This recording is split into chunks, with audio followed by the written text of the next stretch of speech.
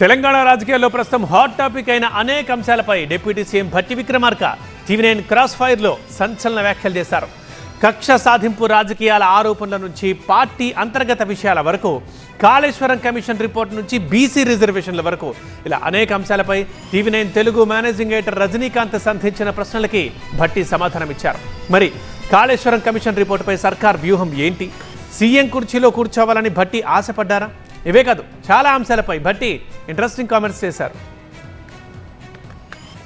Revenge politics ఆరోపణలపై TV9 Telugu managing editor Rajinikanth సంధించిన ప్రశ్నలకు భట్టి విక్రమార్క సమాధానమిచ్చారు. కాంగ్రెస్ పాలనలో కక్షపూరిత రాజకీయాలకు తావలేదన్నారు. మీరు తెలంగాణలో ఒక రివెంజ్ పాలిటిక్స్ విండిక్టివ్ పాలిటిక్స్ కానీ we strongly believe no we don't resort to that at all. మరి మీరు వేసిన సిట్టులు పరిస్థితుల్లో ఈ ప్రభుత్వం విండిక్టివ్ పాలిటిక్స్ కానీ కక్షపూరితమైనటువంటి రాజకీయాలు చేయటం కానీ ఎట్టి పరిస్థితుల్లో చేయమో నమ్మం కూడా. కేసీఆర్, కేటీఆర్, బీఆర్ఎస్ పార్టీ మీకు ప్రత్యర్థి, శత్రు పార్టీ?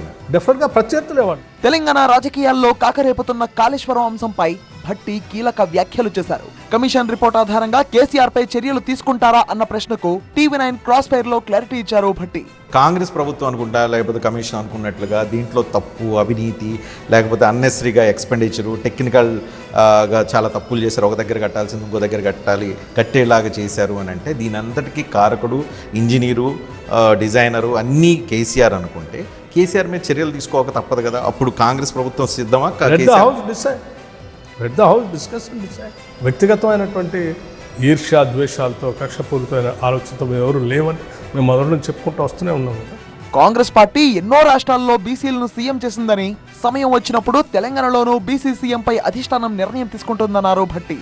మీరు బీసీని ముఖ్యమంత్రి చెయ్యాలి అనే ఒక చేసి చూపించడానికి మీ ప్రత్యర్థులు విమర్శించే పరిస్థితి కనిపిస్తుంది. వాట్స్ రాంగ్ ఏంటి? మేము ఎన్ని చోట్ల చేయలేదు. ఇప్పుడు ఉదాహరణ కర్ణాటకలో మా ప్రభుత్వం ఉంది, సిద్ధరామయ్య గారు ఉన్నారా లేదా? తెలంగాణ గురించి మనం మాట చెప్తాను నేను. Congress party not only Telangana, అక్కడ సిద్ధరామయ్యని కాదని వేరే వాళ్ళ దగ్గరికి వెళ్ళలేరు కాబట్టి సిద్ధరామయ్య అయ్యారు. ఆయన లక్కీలి బీసీ అయ్యి ఉన్నారు. అట్లా కాదు. ఇక్కడ నేను అంటున్నాను, అశోక్ గెహ్లోట్ గారు ఉన్నారు. ఉదాహరణకి రాజస్థాన్లో అశోక్ గెహ్లోట్ గారు చేయలేదా?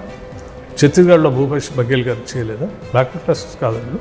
తెలంగాణలో మీరు ఎప్పుడు కాంగ్రెస్ పార్టీ అట్లా చేయదని అనుకోబాకండి. అవసరం అనుకున్నప్పుడు ఎవరినైనా చేస్తారు. సో రేవంత్ రెడ్డిని కాదని బీసీని ముందుకు తీసుకొచ్చే అవకాశం ఉంది. రేవంత్ రెడ్డి గారిని కాదని ఇంకో ఆయన తీసుకొస్తారంటే అసలు బేసిక్ బ్రాడ్ కాన్సెప్ట్తో మేము ముందుకు పోతా ఉన్నాం. అవసరాన్ని బట్టి, పరిస్థితులను బట్టి, ఆయా సమయానుకూలంగా కాంగ్రెస్ పార్టీ విధానపరమైన నిర్ణయాలు తీసుకొని ఏం కావాలంటే అది చేస్తే దానికి అందరూ ఏకీభవిస్తాం. తాను సీఎం రేస్ లో ఉన్నానని చెప్పారు భట్టి విక్రమార్క. అందుకు అవసరమైన అర్హతలు తనలో ఉన్నాయన్నారు. అయితే ప్రస్తుత బాధ్యతలతో సంతోషంగా ఉన్నారని క్రాస్ ఫైర్ లో చెప్పుకొచ్చారు. Now your deputy chief minister, అసలు ముఖ్యమంత్రి ఆలోచన ఉందా మీకు లేదా? నేను పాదయాత్ర జరిపినప్పుడు మీరే అనుకుంటాను, యాత్రలో భాగంగా ప్రయాణం చేసేటప్పుడు అడిగారు, మీరు ముఖ్యమంత్రిగా రేసులో ఉన్నారా అని. ఎస్. Why not? సిఎల్పి లీడర్గా నేను పాదయాత్ర చేస్తూ ఉన్నాను. సిఎల్పి లీడర్గా ఉన్న ప్రతి వాళ్ళు ముఖ్యమంత్రి అయితే బాగుంటుంది, చాలా చేయొచ్చు అనేటువంటి ఆలోచన ఉంటారు. నేను కూడా ఉన్నా అని చెప్పాను. కానీ అంతిమంగా నిర్ణయం చేసేది పార్టీ కాబట్టి ఎన్నికలు అయిన తర్వాత పార్టీ ఒక నిర్ణయం తీసుకుంది. ఆ నిర్ణయం తీసుకున్న తర్వాత రేవంత్ రెడ్డి గారిని, పిసిసి ప్రెసిడెంట్గా ఉన్న రేవంత్ రెడ్డి గారిని ముఖ్యమంత్రిగా చేసింది, సిఎల్పి లీడర్గా ఉన్న నన్ను ఉప ముఖ్యమంత్రిగా చేసి కొన్ని బాధ్యతలకి రాష్ట్ర పాలన మాకు చెప్పారు, మిగతా క్యాబినెట్ మంత్రి. సో ఇచ్చినటువంటి బాధ్యతని సంతృప్తికరంగా చేసుకుంటూ ముందుకెళ్తా ఉన్నాం. పార్టీ అంతర్గత విషయాలపై కూడా భట్టి క్లారిటీ ఇచ్చారు. కాంగ్రెస్ లో ఎలాంటి గ్రూపులు లేవు, అందరం కాంగ్రెస్ గ్రూపే అంటున్నారు. రేవంత్ రెడ్డి గారు ఒక గ్రూపు, ఉత్తమ్ కుమార్ రెడ్డి గారు ఒక గ్రూపు, లేకపోతే నేను ఇంకో గ్రూపు అనుకోబాడు. మేమంతా కాంగ్రెస్ గ్రూపే.